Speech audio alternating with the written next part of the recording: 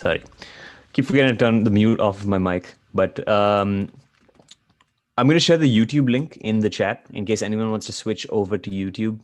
I will say Zoom has the advantage of being able to ask questions and chat with us. So make your choice. It's up to you guys. Both work well. But you do have the option of the Q&A in the Zoom recording. See some more people streaming in. Welcome everyone. We are just about to start. Let me begin recording this webinar on my computer.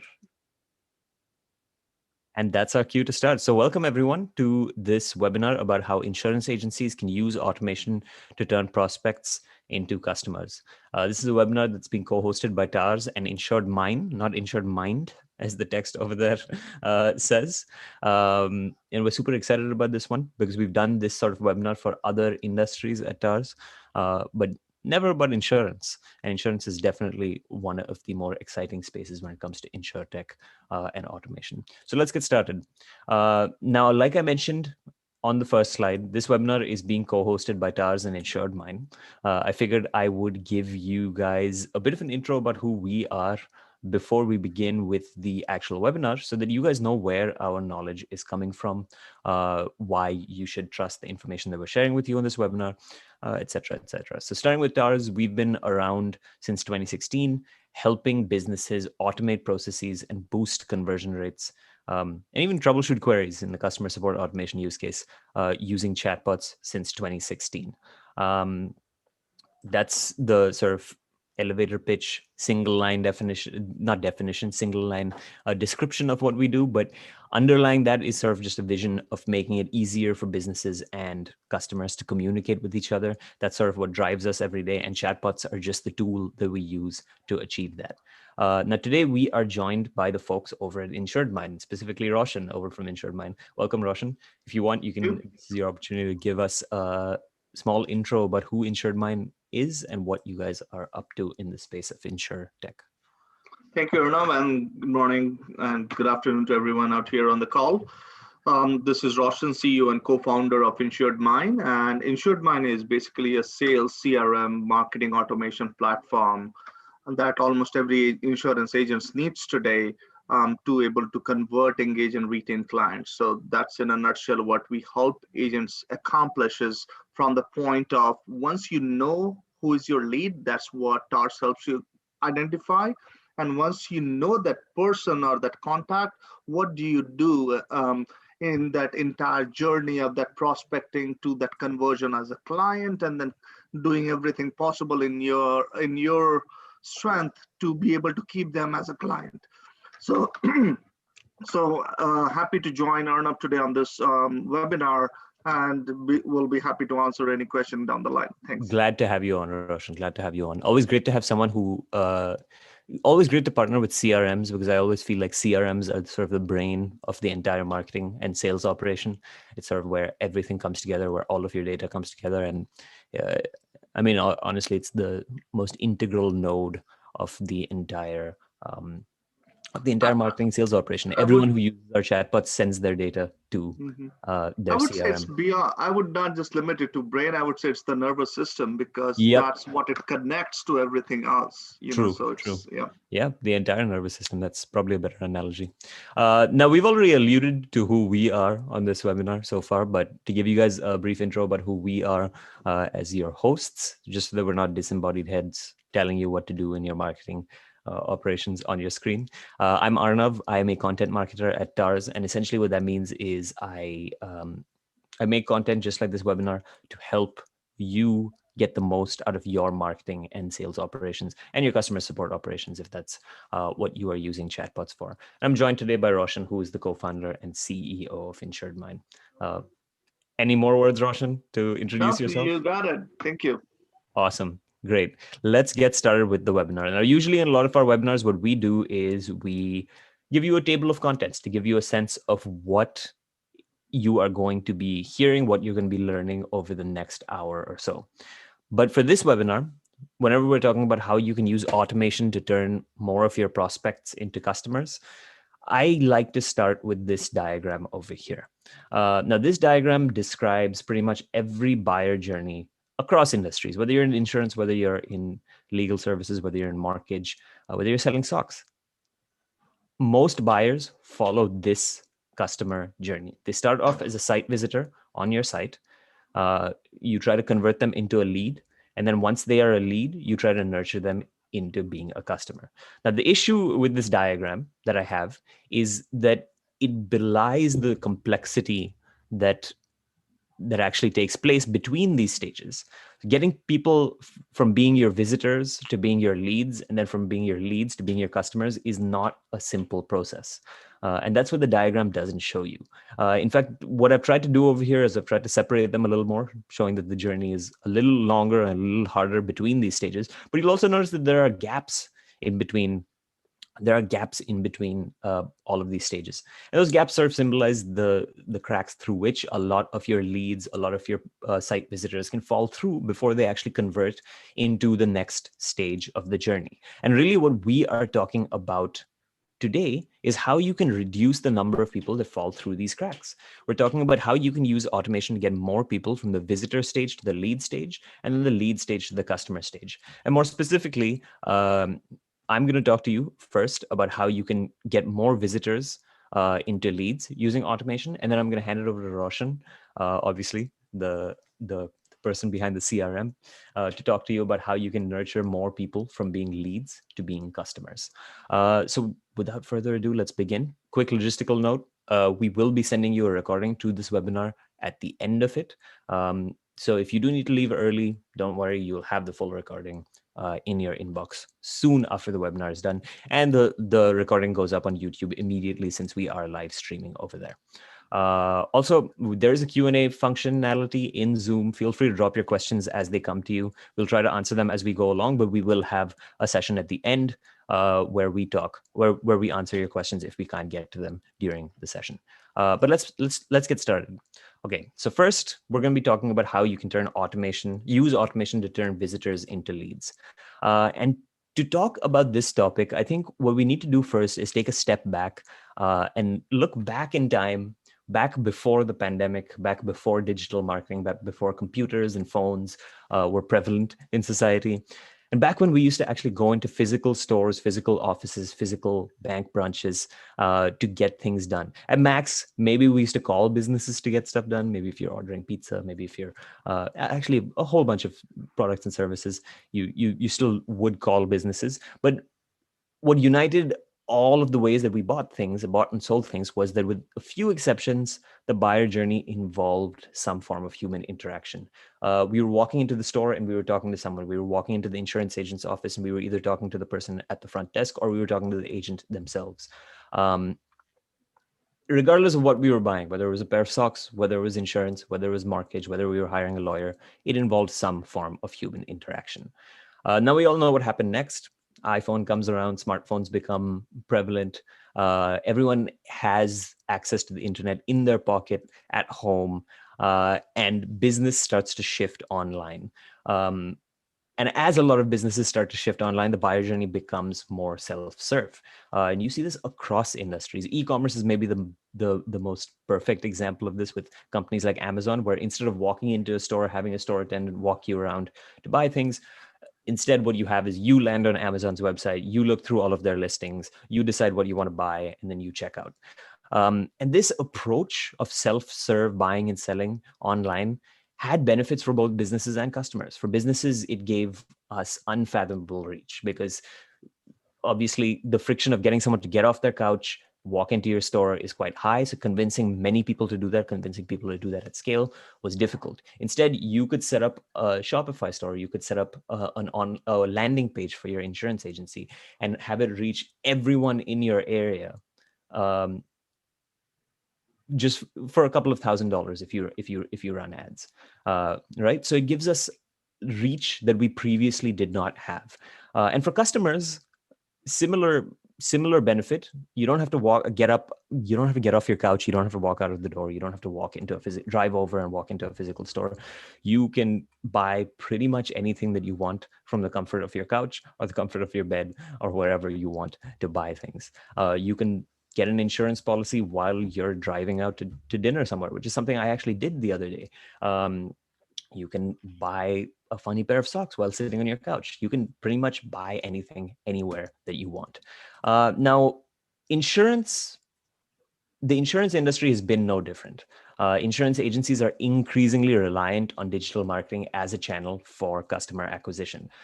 If you look at some of the trends around this, search volume for insurance near me has consistently increased over the past couple of decades since Google has been a thing. In fact, over the last 2 years alone, it's increased by 100%. And 69% of buyers start their search online. The majority of people, when they're looking for insurance, they're not walking into the insurance agent's office. They are Googling it to find out more about what their options are.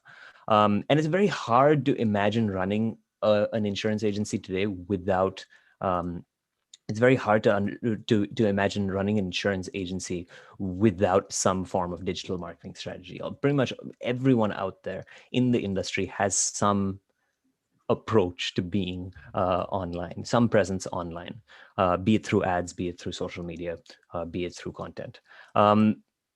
Now, for most people in the world of digital marketing, we'd say, hey, this is a happy ending, right? We've reached an era where everything's online. You can buy everything online. This is sort of the best of this is the best outcome for everyone, best outcome for businesses, best outcome for consumers, right? Well, not really, because we do see issues with the self-serve model, especially for insurance. First of all, for insurance in particular, it's very difficult conveying value through a web page. Insurance customers are low information customers. And what I mean by this is the average person who's buying insurance isn't an insurance expert themselves. They need help making sense of what they are buying. I just bought auto insurance myself, and I had no idea what it was that I was buying. And I needed an insurance agent to walk me through exactly what it was that I was getting. And differentiating between insurance agencies can be hard because all the landing pages tend to look the same. And the end result is that pages don't really convert very well. Another issue is that digital fatigue is setting in across industries. Attention spans are dropping, competition is increasing, and traditional landing pages generally yield poor conversion rates. If you look across industries, conversion rates are consistently below 10%. In some industries, it's even below 5%. I think for insurance, it's a little above 5%, but that essentially means that the thousands of dollars that you spend per month to bring people to your landing page, 95% of that, 90% of it is going to waste. So when we're thinking about the diagram that we drew earlier, where we're getting more people from visitors to leads and then leads to clients, we see some of the cracks that emerge in this first stage of the journey. We see forms and walls of text, which are a landing page, essentially causing people to fall through the cracks and not convert from being visitors into leads. And the end result of this has been that insurance agencies have seen a continued reliance on the older customer service model of converting people. We can see this in the form of click to call. We can see this in the form of click to call CTAs on insurance websites. Or recently, I was buying auto insurance, like I just mentioned, and the minute I hit submit on my phone number on the website, I got a call from an agent, and the entire interaction continued online.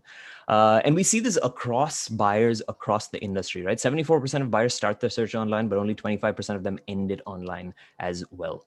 And the great thing about using this customer service driven approach towards insurance buying and selling is that it addresses the issues that we were talking about earlier, right? Forms and walls of text, they disappear when you are talking to someone on the phone. So this should be a happy ending, right? We've addressed all of the problems that we talked about earlier. Well, it's close, but not exactly. The issue with human-driven customer service is that it's unscalable. As businesses begin to re-adopt customer service into their marketing strategy, they find that adopting a customer service driven approach is expensive. You have to manage HR. if you are hiring a larger team, if you're a larger insurance company. If you're a smaller insurance company, it's just yourself and it takes all of your time and effort. Inevitably, you're going to reach a point. If you are successful in your marketing campaigns, you are going to reach a point where it is impossible to keep up with the number of calls you are receiving at a single point in time, and delivering 24/7 customer support is nearly impossible. So in my example, when I got the call from the insurance agent, I was in a car driving somewhere. I didn't have my wallet on me, and the insurance agent, we reached the point where I had to pay by down payment, and the insurance agent said, "Oh, you don't have your wallet on you? Well, I guess text me when you get back home." And it was a Friday night. I texted him at 11 p.m. and we finished the transaction at midnight, which kudos to him that he was up till then. But that's really going the extra mile. I mean, he's up till midnight on a Friday night waiting for me to give him a text so that we can complete this transaction. For most agencies, this is not something that they can do, and it's not something that they want to do. I don't think anyone wants to stay up till midnight on Friday night just to convert a customer. So what we've ended up with is we've ended up with a situation where we've addressed the issue of forms and walls of text, but we have another issue of cost and lack of 24/7 support. So what the dilemma of insurance lead gen is choosing between these imperfect options: human-based system that is a human-based system that is effective but expensive and disruptible, and a self-serve system that's unengaging but cheap. So what is the solution to this? The solution, as you might have guessed, is chatbots. Now, what a chatbot is essentially an automated customer service rep that can answer questions that a prospect might have and capture lead information from a prospect, which is the real important part. Where they get deployed, they can be deployed as a widget to your website. So a little bubble in the bottom right, which you can click on to start the conversation, as a conversational landing page where you click on someone's ad and you get dropped directly into the conversation. And they can also be deployed on WhatsApp. At least on the TARS platform, they can be deployed on WhatsApp if that's where your customers are hanging out. Now, why they are a better option than your traditional forms, the way I like to think about it is, I mean, we can look at the benefits and costs that we have over here. It essentially addresses the cons of both of the methods that we discussed earlier. Like the human-based lead gen approach, it's conversational, so it's engaging, which is what insurance customers want. They don't want to fill out forms. They want to talk to an agent. You're giving them that conversation. It's just with a virtual agent. And unlike human-based lead gen, it's cheap, available 24/7, and has infinite concurrence, which is what your landing pages have, right? Your landing pages are cheap. You set them up once, they are available 24/7, and they can interact with as many people as possible at one go. But the way I like to think about it is, when people click on your ads and they fill out their lead information, that is an intermediary step that you don't need. What if you could just skip right to the conversation? What if you could take people directly into the conversation that they are inevitably going to have with someone at the agency? And that is where the real money is, because if you can get people directly into that conversation, you're going to reduce the speed, you're going to reduce the time it takes to convert them from a visitor on your site into a lead.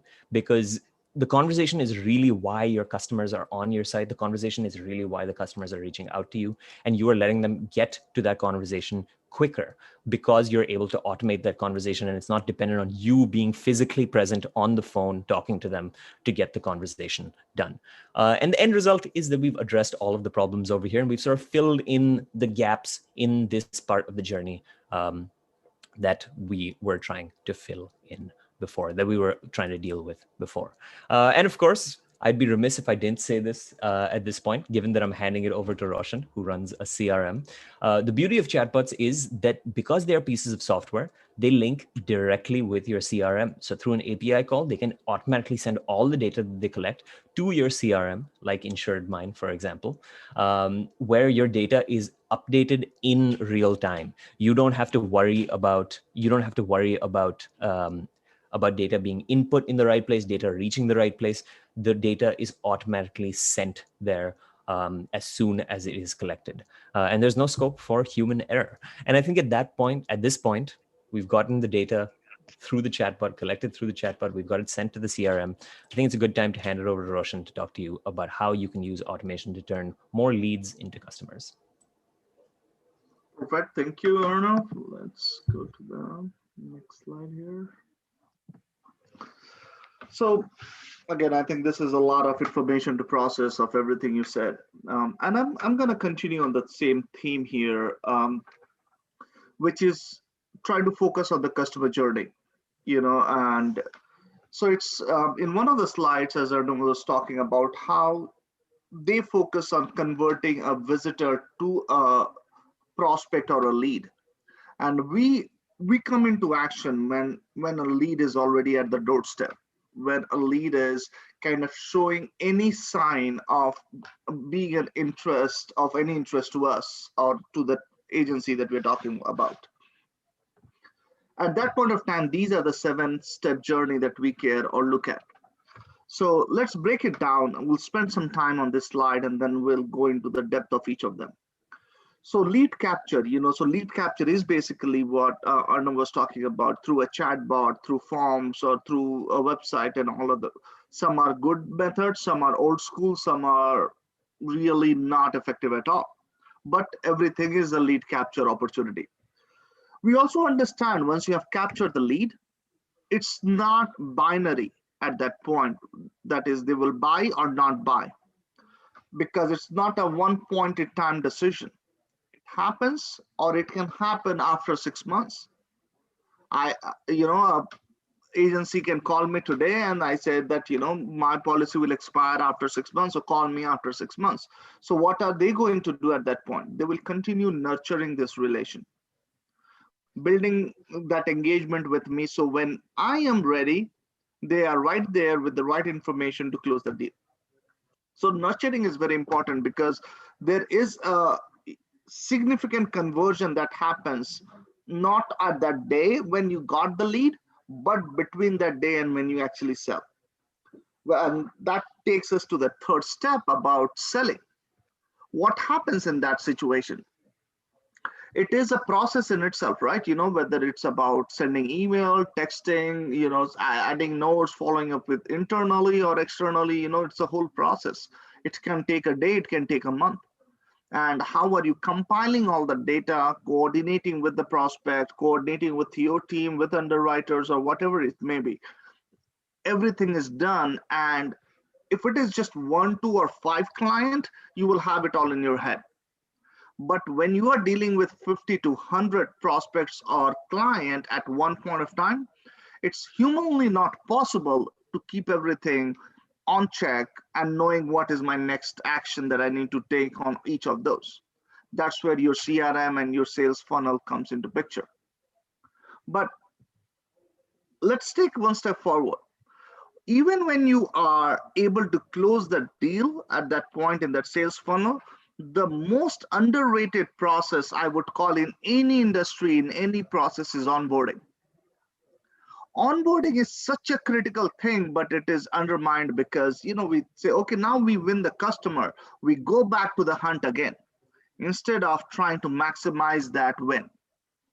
That onboarding is that honeymoon period with that customer where you should be investing in building that relation, where you convert that customer into your advocate. That is the point where you are sending him all welcome email, you are sending him all information. Literally, you are baptizing that person to your industry or to your agency, telling them everything they need to know, telling them about, hey, if you have a claim, here is the information. If you have a question, here are my guys that you should be calling. And that will lead into a better experience. And then that's where your Google reviews and everything will come into picture. Hey, give us good reviews, because now you have that relation. And then comes stage 5, which is the moment of truth. This is where renewal will happen right after the end of the policy period. But if you have done it consistently with him, build that relation, then retention or renewal is not a big deal. Why? Because this guy is going to renew with you. And then it is that period of retention, is that when you are keeping that customer for 6 months or 12 months, what are you doing in that period? Obviously, you are servicing that person with adding new driver, issuing a certificate of insurance, all that fun stuff. But then it is also a period where you are maturing that client into an advocate where they are going and talking about you. bringing new referrals. And if you're not doing, you're not maximizing the customer lifetime value. And in that period, you have to identify, what is that cross-sell opportunity, what is that upsell opportunity, and a good data and a good CRM will help you do that.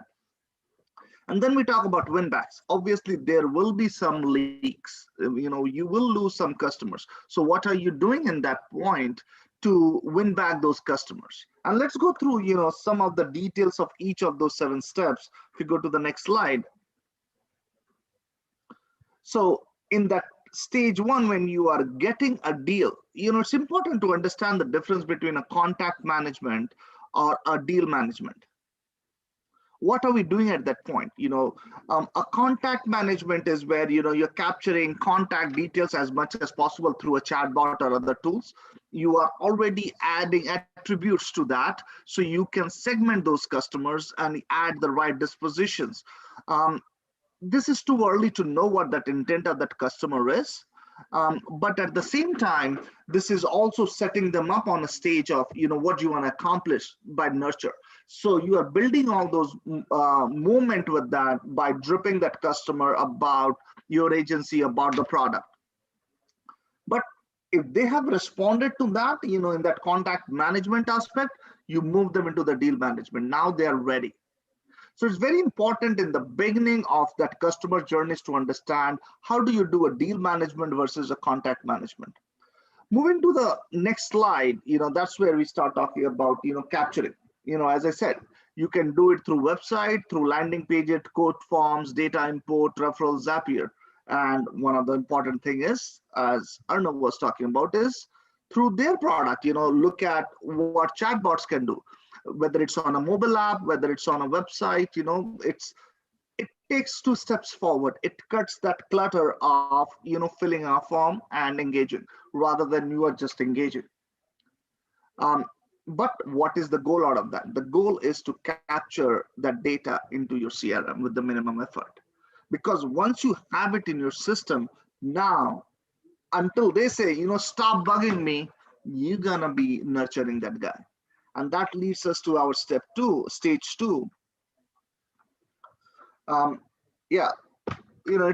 just a code to mention that 50% of the leads are qualified but are not immediately ready to buy something from you. So every prospect you are bringing in stage 1 is not ready. At least half of them you will have to nurture. So if you have not built that stage 2 in your process, you will be leaking at least 50% of the opportunity. So what happens in that lead nurture? You can actively nurture them or passively. So active is those guys who have already shown interest or intent that they want to buy from you. But then you may also get a lot of guys who are not ready yet. Like I told you, I may be 6 months away. What do I do at that point? I am not that ideal customer at this point who has to buy policy 6 months later, that I should be told, hey, auto policy has this benefit, or here is the tips that you should know about. I should be just nurtured on a passive way. You should talk to me about educating me about insurance. You should be, just sharing all the good works you guys are doing in a community. Things like that, that will help me get closer and closer to your organization. And when I'm ready to buy, that's when you start hitting hard with the values, the tips, the hints, and the case studies why I need to buy. So knowing the difference between nurturing, active nurturing, and passive nurturing will help you not only be effective on it, but be able to, build upon it.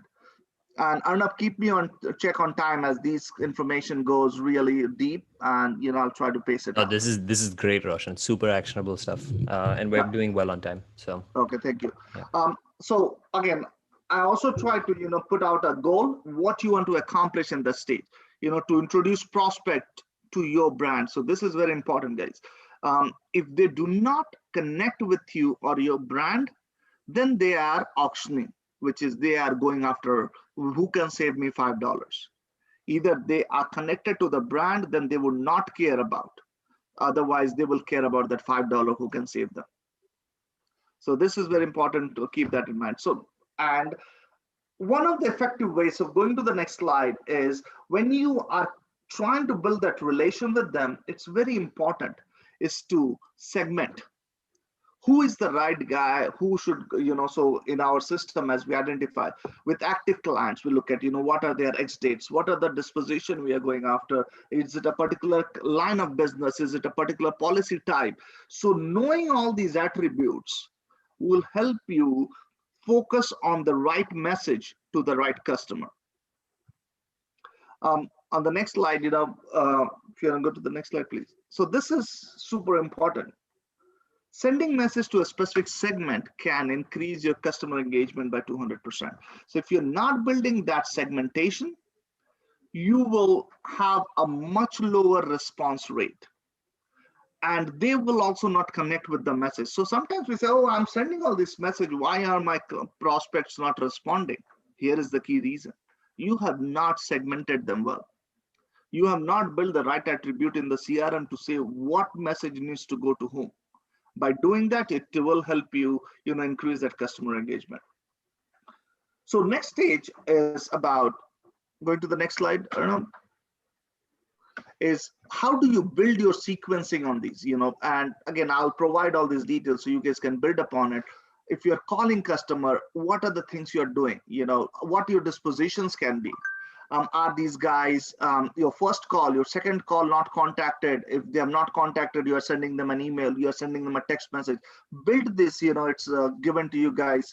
Leverage that and build your first sequence of prospecting those calls. Start with a capture lead, add it to your CRM, connect via phone, update your disposition status depending on, where they are in that journey.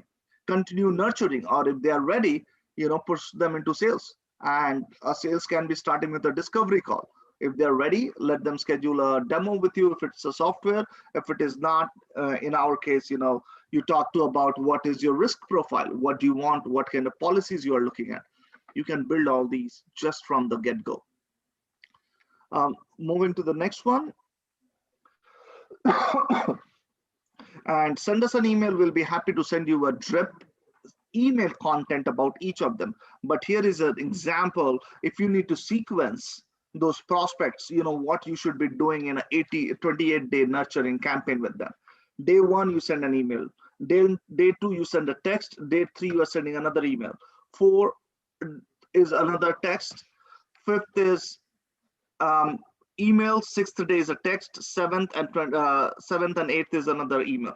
So if you are building this, and these are not just something pulled out of thin air, these are based on hard research with a lot of testing, A/B testing, to say what is the right sequence in insurance that works.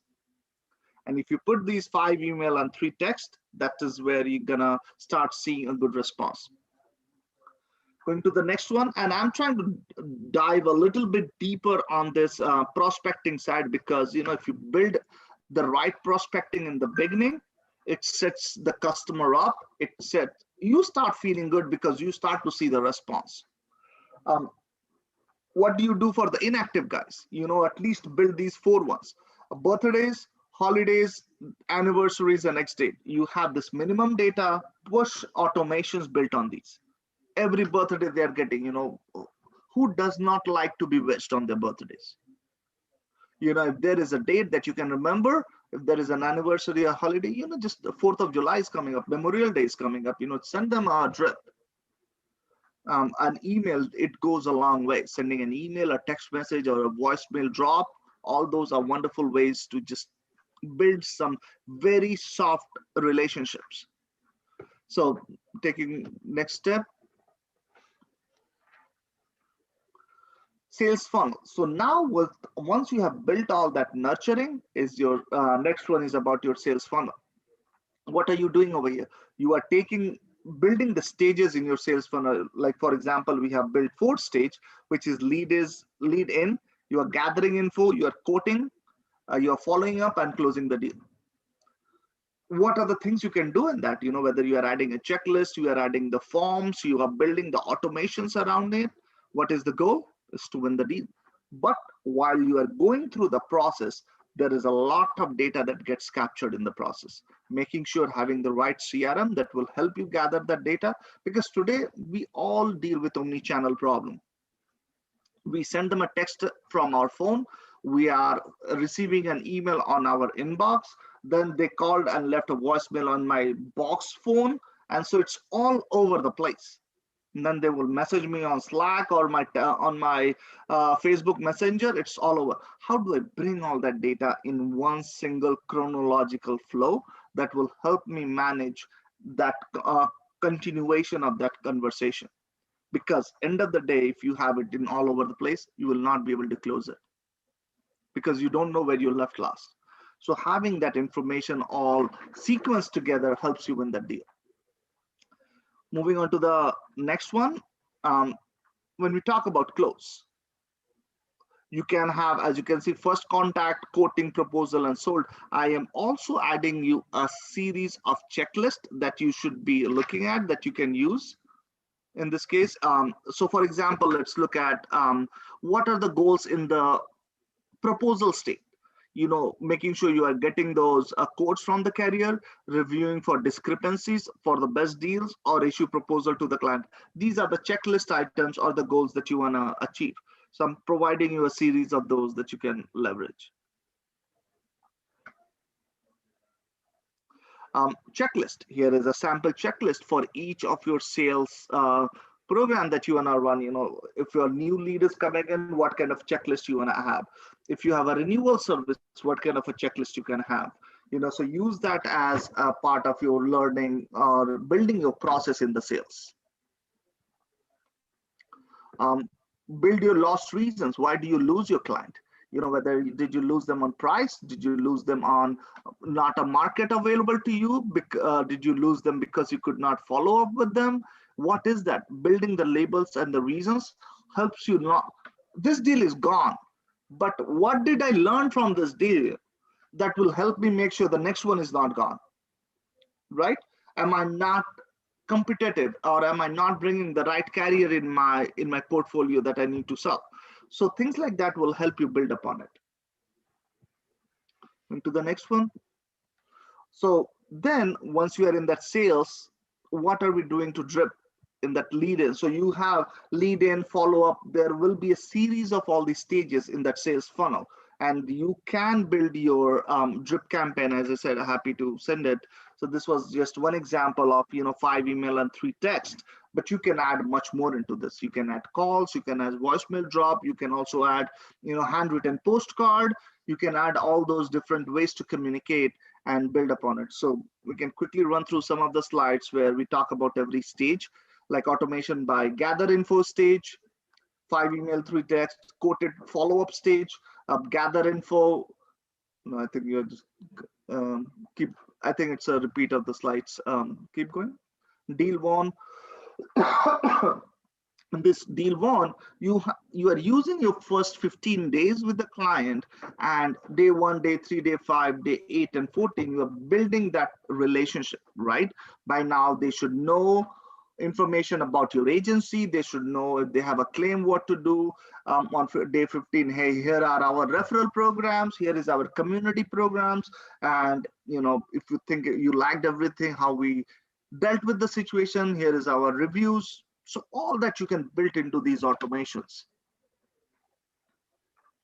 Going to the next one, or if you lose, what are you doing? You just don't drop that and go away.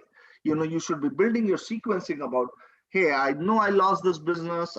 Give me the feedback. What can I do better next time? Or, hey, what would be the right thing to do?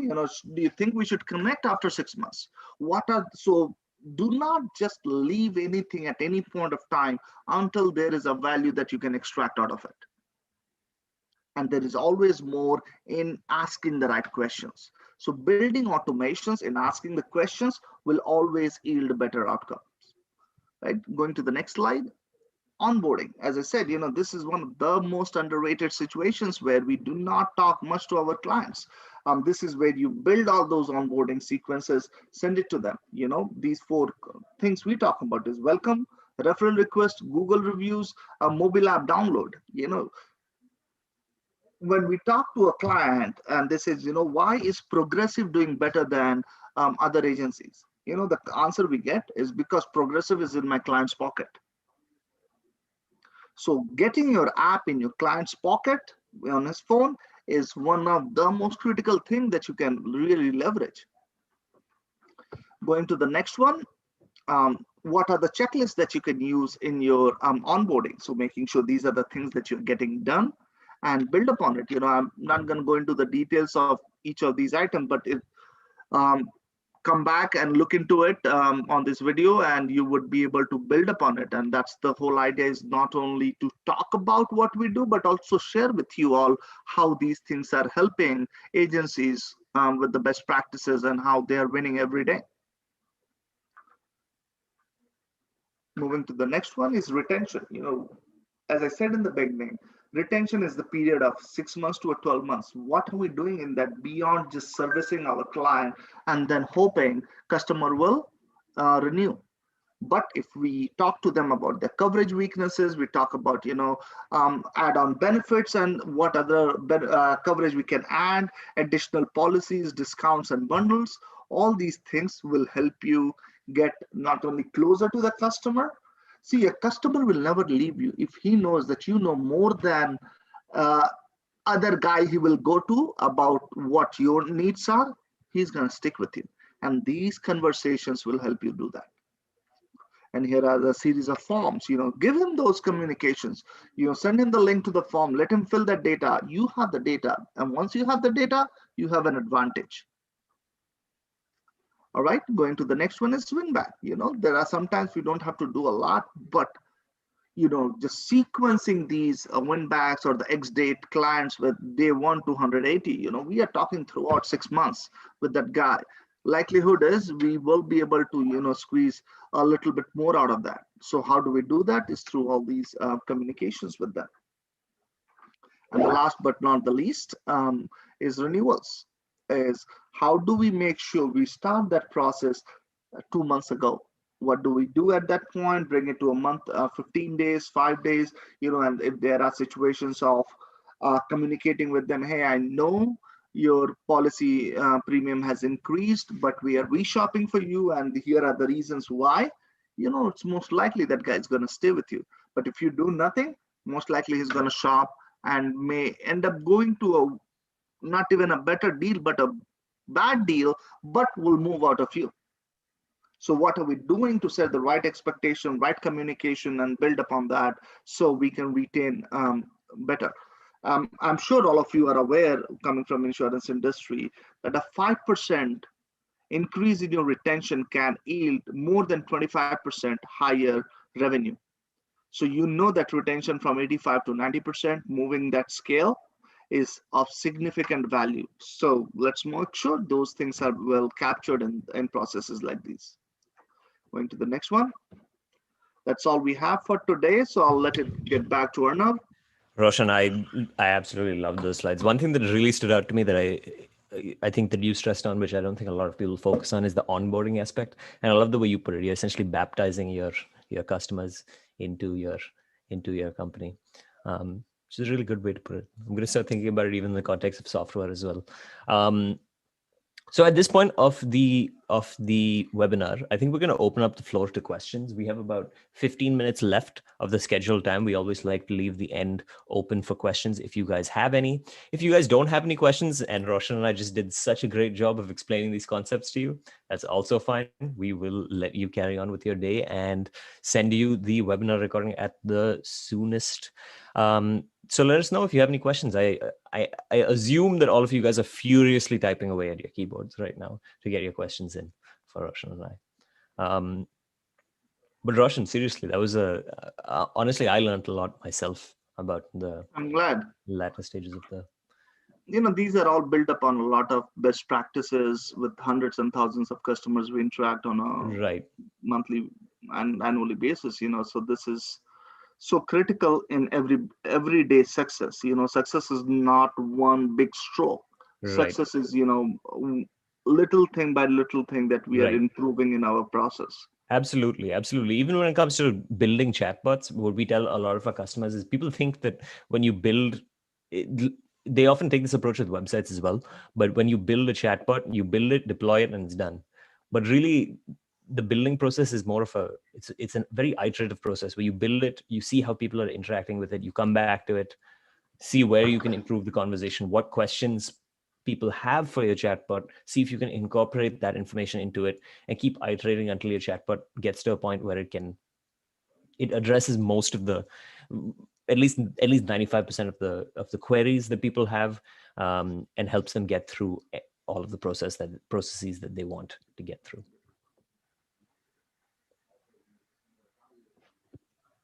All right, looks like we did a great job, Roshan. These guys are so well informed that they don't have any questions. Oh, we have a message in the chat. Oh, that's from my colleague. If you're interested in chatbots, follow the link and book a consultation with us. Absolutely. Absolutely.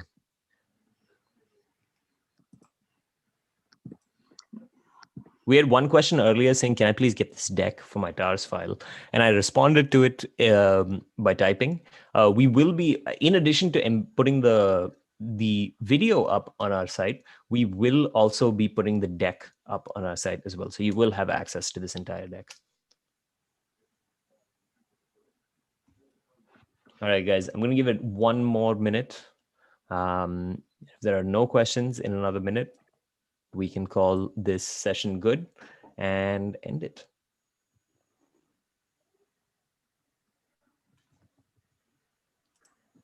Come on, guys. I know you guys are typing.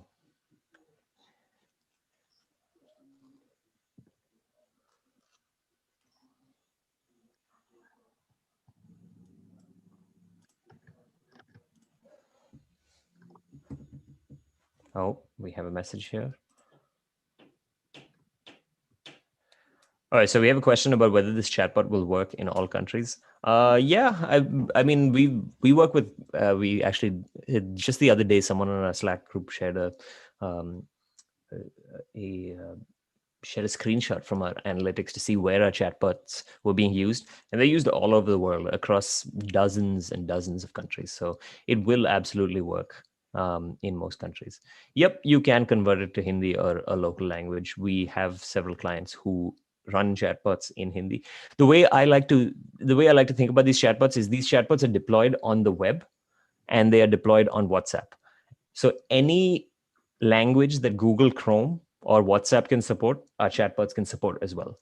And Hindi is in fact one of those languages. So you absolutely can make Hindi language chatbots. We do several of our clients, some of our larger financial services clients actually in India, have created alternative versions of the chatbots, one in English, one in Hindi, and depending on the customer, you can target them with different chatbots and give them the appropriate language. Thanks for the compliment. Glad we could host this webinar for you. Have a great night.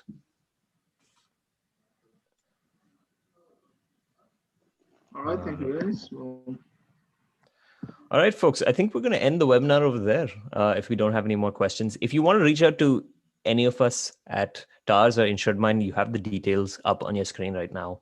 You can reach out to me directly. Also, I highly encourage you guys to connect with us on LinkedIn. It's always a great way to start a conversation.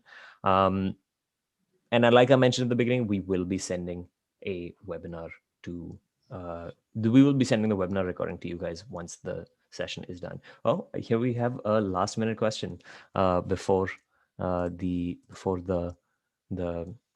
webinar ends.